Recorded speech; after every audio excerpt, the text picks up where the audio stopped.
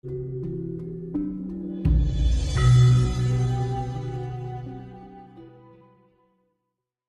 kita kan dengan relief, dengan artefak, ya kan?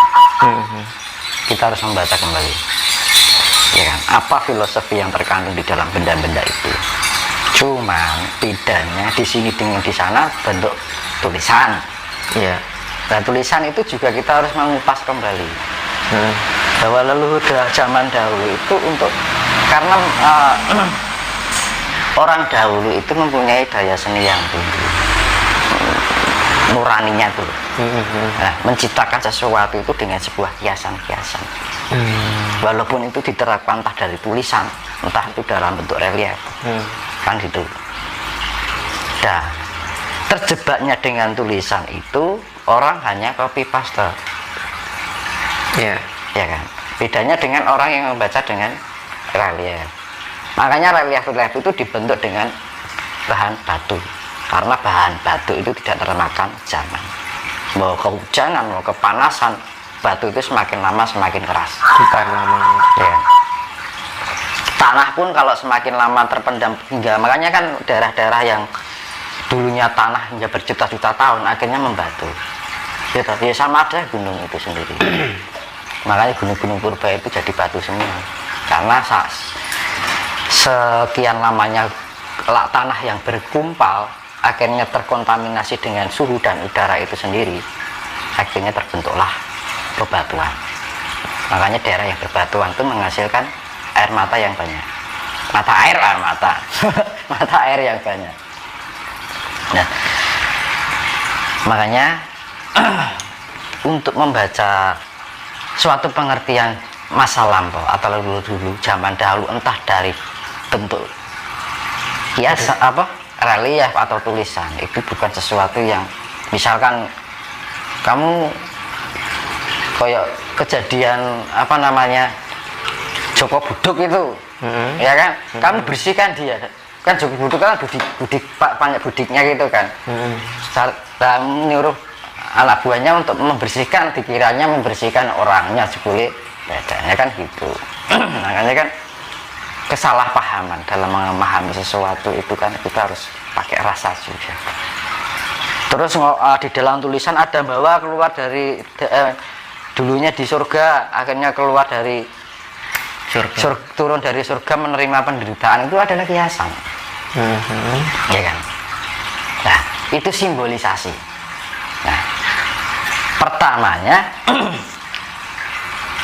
Hawa itu melihat buah koldi. Ya. Tahu nggak buah koldi itu apa ya, enak tau mas? Buah koldi itu adalah testis. Ngerti testis? Iya. Kantong mani. Iya, kantong semar. Nah, neng pewayang disebutnya cupu manik astagina. Gitu. Ya. Itu buah keabadian. Gitu. Benarnya. Nah, waktu itu ceritanya itu kan dalam solokannya orang dahulu, ketika wanita melihat testisnya lelaki, wong itu lah ingeti barangnya, wong lanang kan mesti gitu kan, mas? Iya, merasa tertarik. Akhirnya timbul nafsu. Nah, nafsu itu simbolisasi dari nafsu itu adalah hewannya ular. Nah, seakan-akan iblis itu ular itu jelmaan dari iblis yang menggoda, mempengaruhi si Hawa gitu. Nah, itu simbolisasi. Ular itu adalah simbol nafsu. Akhirnya Hawa itu timbul nafsu. Nah, maka dalam cerita itu misalkan kita analogikan dalam cerita lah, misalnya, wah, aku lihat testis nih, wah, timbul nafsu. Lah sing Adam, jangan, nanti dosa kalau kamu makan ini. Kamu kalau melihat ini nanti dosa, kan saya sudah dibilang sama Tuhan itu nanti akan menciptakan penderitaan. Hawanya, saya ingin memakan buah itu. Saya sesuai rasanya, pengen nyakot kan. Iya. Ya, ini cerita sampai ubun-ubun ya. Nah, akhirnya wah rasanya pengen menikmati. Akhirnya ya wis Hawa enak-enaknya akhirnya merangsang gitu, timbulan nafsu juga. Akhirnya melakukan pengadaan. Pengadaan ini mau ya toh, melakukan pengadaan ini malah akhirnya terciptalah anak. Nah, terciptalah anak itu akhirnya bayi itu nangis. Bukan itu bayi lahir ketawa kan nggak mungkin toh, pasti nangis. Gitu. Nah, itu simbolisasi penderitaan. Tangisan itu adalah penderitaan itu sendiri. Nah, ketika bayi itu menangis dan menggenggam jari, nggak mungkin toh anu apa jenenge bayi nangis ini kan nggak mungkin ya toh. Mesti kan genggam ini kan. Nah, genggam itu adalah harapan, keinginan. Nah, terciptanya keinginan itu akan berbanding dengan penderitaan, beban hidup. Nah, disimbolisasi nangis, gitu. Nah, ya malah mungkin tuh bayi lahir cenger, buyume sama asem malah medeni kan, gitu. Bayi ajaib. Kecuali bayi ajaib, gitu. Nah, itu simbolisasi. Nah, ketika wanita itu, wong itu lek ngerti barang ngono iku rasane gemes to. Akhirnya lanangnya ya wis waduh iya ya barang penak ya rasane enak ya to jenenge buah surga. Malah diarani surganing donya lak kuwi to. Nah, wong Jawa ngarani surganya ibu di selakane ayam gitu kan. Surganya bapak di selakakannya ibu ya. Ya lah.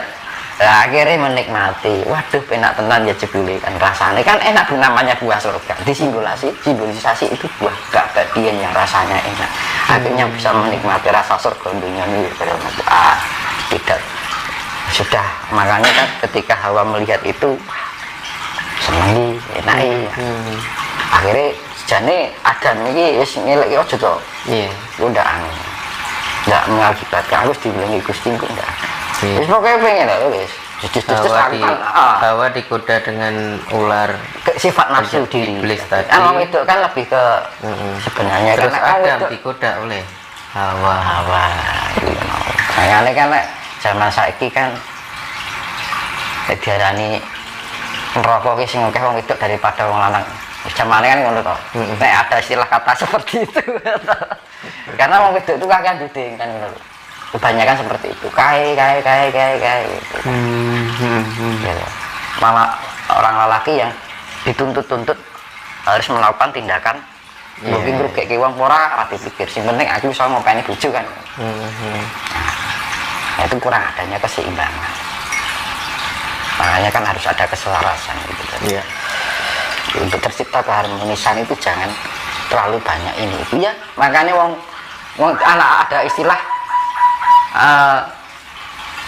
berarti rekoso susah lakoni bareng kan ya toh. Nah itu dalam arti kita jalani dua sebuah bersamaan lah, makanya akhirnya terciptalah bayi itu simbolisasi penderitaan. Nah itu akhirnya makanya disimbolkan dulu yang Adam Hawa itu semuanya serta tercukupi, hidup damai dan bahagia. Karena kan disekkan rong nganggo pakaian ya wah barang perlu dadalai jebule gemeske ya kuwi. Akhirnya des melakukan pengadaan kan. Akhirnya orang ngerti lho kok anu tengku jadi gendeng ya kan. Oh, akhirnya hamil kan. Apa awalnya cuman coba-coba gitu ya? Awalnya coba-coba gitu. Bukan mencoba-coba karena itu suatu alamiah karena memang unsur plus minus itu ada unsur yang namanya Batara Asmara, dewa magnet gitu. Ketika plus dan minus itu bertemu maka akan terjadi unsur tarik menarik, itu pasti. Nah, makanya diarani arus min dan plus itu ketika sesuatu membuahkan magnet. Ketika plus dan minus disatukan menciptakan magnetika. Sebaliknya ketika magnet plus dan min digerakkan timbullah kelistrikan kok dinamo gitu mas. Iya. Ya sama aja. Ketika ya makanya bumi ini kan ada gravitasinya berputar ya kan. Iya. Nah, dari plus dan minus akhirnya terbentuk kelistrikan. Ya makanya nek udan malah seperti listrik itu kan batara wumpuan gitu. Oh, makanya dewa itu simbolisasi dari jiwa yang besar. Jiwa besar itu adalah unsur semesta yang elemen semesta yang besar. Ya makanya kayak air, pawat, batara, indra. Ya dewa itu dimaksud dewa ya kuwi Mas. Awan bataranya batara Sambu. Atmosfer bataranya batara Wisnu. Lahar bataranya batara Siwa. Surya matahari wujudnya matahari tapi jiwanya. Jadi dewa itu jiwa yang elemen besar. Maaf Mas Dimas, tadi bilang dewa Sambu ya. Kok jadi ingat Sambu siapa itu? Sambu. Nah, jadi elemen besar itu mempunyai jiwa yang disebut dewa. Nah, pengertian dewa itu kan sebenarnya itu orang pada bingung. Makanya dewa. Ya dewa karo menungso sik endi? Bisa dewa. Nanti. Iya. Iya. Nah. Dewa itu anaknya Adam. Dewa anaknya Adam. Cucunya. Berarti manusia. Lah mungkin kalau dewa kalau ada manusia mosok sing nyiptake matahari menungso. Lucu. Ya saya tak tekon. Dewa karo manusia sik ndi? Karo Adam, dewa sama Adam itu duluan. Nah, ada padahal dewa itu jiwanya dari elemen semesta yang ukurannya besar. Kayak matahari itu Batara, jiwanya namanya Batara Surya. Bulan namanya Batara Chandra. Air tawar Batara Indra, air samudra Batara Baruna.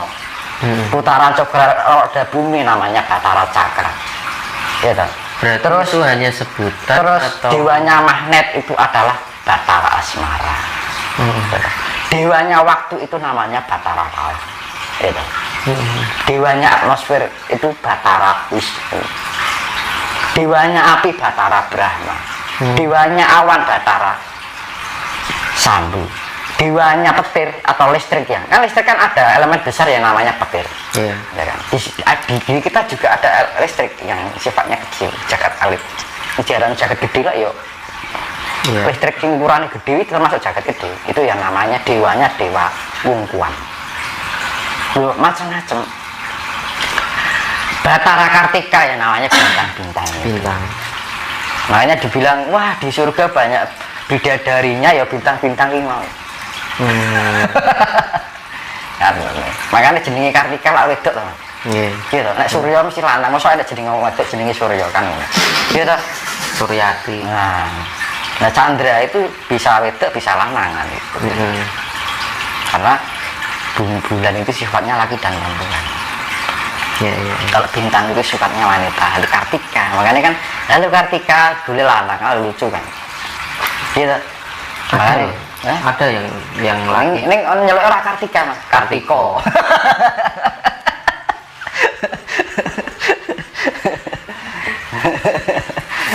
Nah makanya kan ada yang namanya lintang gitu. Makanya kan jadi yaitu tadi dewa itu adalah jiwa dari elemen semesta. Nah, padahal dewa itu cucunya Adam. Nek misalnya ada menungso apa sing gawe bumi bulan lan sak piturute iki masa menungso kan ya lucu. Ya mungkin dewa itu sebagai pengelola saja. Nah makanya disebutnya Hasta Brata. Ya kan? Hasta itu 8 brata laku. Ya kan 8 pergerakan elemen semesta yang ukurannya besar. Makanya Hasta Brata itu ada matahari, bulan, ya kan? Terus air, api, angin, angkasa, bintang, Ya. gitu. Itu 8 hasta. Karena apa bumi itu dilengkapi 8 ini. Ada bintang, ada matahari, dikelilingi bulan, ada unsur airnya, ada unsur udara, ada unsur api, ada unsur tanah. Iya. Nah, akhirnya tercipta kehidupan. Dengan proses ilmiah itu tadi, akhirnya terjadi dari berjuta-juta miliaran tahun terbentuklah kehidupan. Ya, makanya dulu itu ada ketika ledakan nikmat duer, ya kan, terbentuklah lahir yang namanya terciptalah sing diarani Batara Siwa atau Manik Moyo. Itu manifestasi dari bahar itu. Makanya dulu itu bagikan bumi itu bagikan roda api. Nah, ketika ada campuran hidrogen, magnesium, karbon, terbentuklah uapan air, uapan gas hidrogen itu tadi. Naik terbentuknya air. Makanya kan air itu terbentuk, uap air itu kan bagian dari H2O. Iya. Gitu, hidrogen oksida. Nah, dengan proses pembentukan awan terbentuknya ozon, namanya O3, lapisan ozon. Lapisan ozon akhirnya menghasilkan awan, akhirnya turun hujan. Terbentuklah dengan panasnya itu makin lama semakin dulu kadar oksigennya sedikit sekali, kan gitu. Disik adanya oksida, yang gitu. Nah, ketika semakin berjatuhan setiap musim itu turun hujan. Dulu awalnya bumi itu berputarnya pelan. Nah, akhirnya semakin pergerakan dari 8 unsur alam itu semakin menyempurna. Akhirnya sering turun hujan, panas, siklus panas, turun hujan. Akhirnya bumi itu semakin lama semakin mengeras, dingin, ya kan. Akhirnya tercipta O2, oksigen. Nah, oksigen itu dewanya siapa? Batara Bayu, angin. Kan ngomong. Nah, ini saya kombinasikan tentang ilmu kewayangan, ilmu biologi, ilmu kimia, ilmu geologi, campur aduk. Yang ya itu yang namanya suatu kesimpulan ilmu penalaran dicampur aduk dengan filosofi. Nah, gitu kan. Nah, itu yang namanya multi tafsir. Nah, spiritual multi tafsir seperti itu. Dengan angka-angka, dengan logika penalaran, dengan filosofi, cara nilai pengamatan sesuatu, itu kan butuh. Nah, makanya itu pengolahan itu tadi. Nah, itu ini penemuan saya sendiri di buku, jenengan cari di Google nggak ada pengertian seperti ini. Iya, kayaknya nggak ada. Makanya itu saya itu nggak pernah baca buku, belajarnya itu memang dari sebuah pembangunan diri itu tadi. Hal mayu hayini, diri itu bisa menciptakan seperti ini. Makanya yang iso gawe kitab aja golek kitab. Gitu. Yang iso gawe ilmu aja golek ilmu. Zaman saiki kan wong padha golek ilmu. Golek pusaka, gitu. Yang iso gawe pusaka dhewe. Yang iso gawe ilmu dhewe. Yang zaman sekarang kan golek petilasan, yang iso gawe petilasan dhewe. Zaman sekarang orang mencari wahyu. Ya kalau bisa bikin wahyu sendiri. Nah, gitu.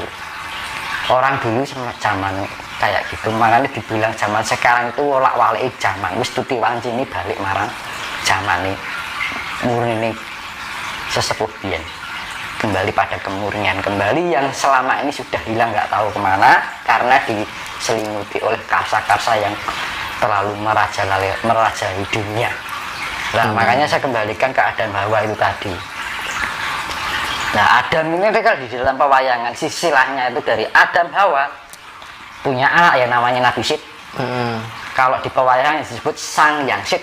Sang Yang Syed punya anak Sang Yang Anwar dan Sang Yang Anwas. Sang Yang Anwar dari Dewi Dilajah, Sang Yang Anwas dari Dewi Mulat, dan itu. Lah, yang Sang Yang Anwar ini berbentuk yang namanya cahaya, maka disebutnya Nur Cahyo. Iya. Nek wong Islam ngarani Nur Muhammad.